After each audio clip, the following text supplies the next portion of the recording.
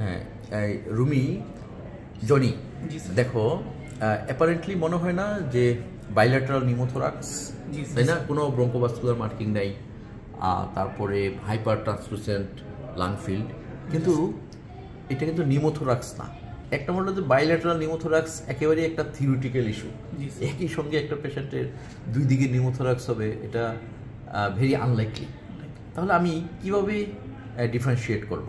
রুমি বলো দেখি, এটা কেন নিউমোথোরাক্স না? স্যার এখানে তো হেয়ার লাইন আছে স্যার। হ্যাঁ, এখানে দেখো এই যে হেয়ার লাইন শ্যাডো দেখা যাচ্ছে, তার মানে এখানে মাল্টিপল বুলা।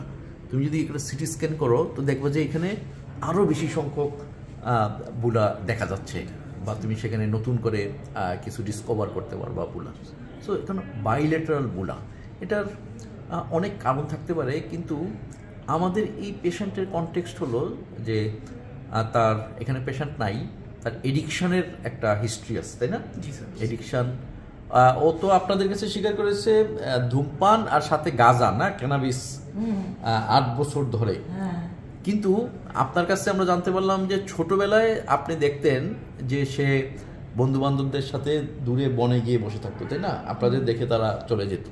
আসলে ওর ছোটবেলাতেই এটা আসলে ছিল। এখন আমরা যদি শুধু মানে এডিকশনের কনটেক্সটে চিন্তা করি, তাহলে কিন্তু তুমি বুলা ব্যাখ্যা করতে পারো, মানে পসিবল। যেমন ওই যে তোমার বং ইফেক্ট আছে একটা, যে তোমার সবচেয়ে বেশি করে আসলে হিরোইন, কোকেইন, ইভেন গাঁজাও করতে পারে। মানে তুমি যখন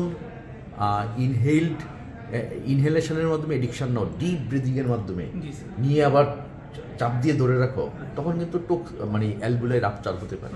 এরকম ক্রনিক্যালি বছরের পর বছর, ও ছোটোবেলা থেকেই 5-6 বছর বয়স থেকেই বা 7-8 বছর বয়স থেকেই কিন্তু কিছু এভিডেন্স ছিল যে সে তার যে কম্পানিয়ন সেগুলি খুব ভালো ছিল না, এবং সে কিন্তু স্বীকার করছে 8 বছর ধরে।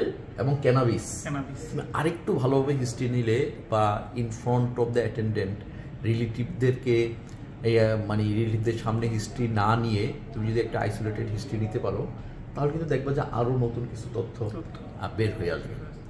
আরেকটা কথা হলো যে কিছু কিছু টক্সিক মানে সাবস্টেন্স টক্সিক অ্যালবুলাইটিস করে, যেমন হিরোইন, কোকেইন, ইভেন ক্যানাবিস, সেটা হতে পারে। ওভার সেভারাল ইয়ার্স ধরে পেশেন্ট একটা ইনহেলেশনের মাধ্যমে সে যদি এডিকশন করে, সেটা কিন্তু তার এরকম বুলা করা সম্ভব। আমরা কিন্তু আদার কমন যে কজেস, ধরো যে একটা ইয়ং পেশেন্ট তার বাইল্যাটারাল বুলা, হোয়াই নট আলফা-1 অ্যান্টিটিসিন ডিফিসিয়েন্সি হতে পারে, সেটা আমরা কমনলি চিন্তা করবো। কিন্তু আমরা বলতেছি, ওনারাই বলতেছে যে এই ছেলেটা একটু ভিন্ন রকম হয়ে গেছে, সে মানে অন্যদের মতো না, মানে ও একটু ডিলেইড, আমরা এটা বলতে পারি। তো সেই হিস্ট্রি থেকে আমরা শুধু এডিকশনের লাইনেই ডিসকাস করতেছি, যে শুধু এডিকশন থেকে এরকম বাইল্যাটারাল বুলা হওয়া সম্ভব কিনা। তারপর দেখো এই যে সিটি স্ক্যান, এই সিটি স্ক্যানে দেখো রুমি, এই যে এই দেখছো যে তোমার ফাইন হেয়ার লাইন শ্যাডো, নিউমোথোরাক্সে কিন্তু এরকম থাকবে না, মাল্টিপল এরকম বুলা থাকবে না, শার্প থাকবে এবং একটা কলাপস মার্জিন থাকবে, তাই না? এরকম অবলিকলি এলোমেলো অ্যাব্রো সেরকম কোনো লাইন থাকবে না। এই যে এখানে দেখো, তুমি খুব ভালো করে দেখলে দেখবো যে এটার ভিতরে অনেকগুলি বুলা আছে। সব ক্যামেরায় খুব ভালো আসতেছে না, ঠিক আছে? তো আমরা একটু মেডিসিনাল উইন্ডোটাও দেখি। তাহলে ডেফিনেটলি বাইল্যাটারাল বুলা।